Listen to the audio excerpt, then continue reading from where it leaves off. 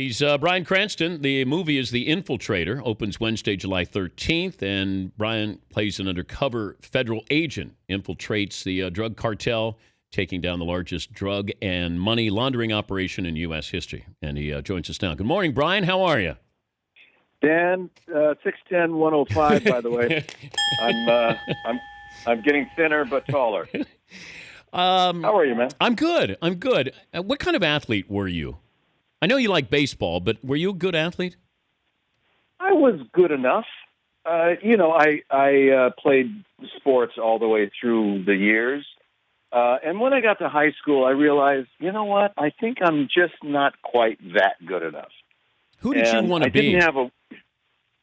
I wanted to be a baseball player the worst way, and I was in the worst way.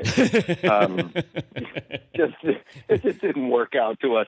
But I loved the game more than I was good at it. And then I went to Dodger Fantasy Camp and played in an adult baseball league for a while, and until my shoulders said, no, that's enough of that. Do you have baseball memorabilia? Any sports memorabilia? I used to collect some things along the way, but I let it all go. I donated it to raise some money for a charity. So I don't have anything else. Lighten the load. When you're now you're in New York, right? I am in New York right now. Yes. Okay. When you walk down the street, do you ever get somebody who surprises you instead of saying something about, "Hey, I loved you as Hal" or Walter White, or like something that's really obscure?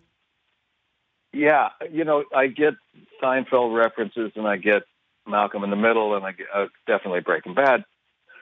Some woman said, "Oh my God," I'm thinking. I always play a game with myself. Okay, so where does she know me from? Breaking Bad, probably. She goes, "You're not going to believe this, but I remember you.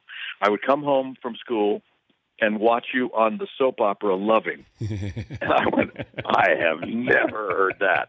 That was. Well over 30 years ago that I did that show, and that was a shocker. I imagine that Walter White is the one that people say, "Did you take it home with you?" But is there like LBJ to transform yourself like physically into somebody that we know? The role that you kind of couldn't shake, or you brought it home and your wife said, "Leave it at the door." Did you have one? Yeah. LBJ was fun because the sexual politics in the 60s were so permissive for men. So, I just put on this thing and I said, "Look, come here, darling. Look, turn around. Let me look at your backside." Woo! Now, I like what I see there. You should wear that blouse and that skirt more often. That really sets you apart, and things like that. And you can get away with that. Yeah. And I would do that kind of ad-libbing on the set just to keep me loose and keep me in the character. But I could be sued for that if we were actually doing that now.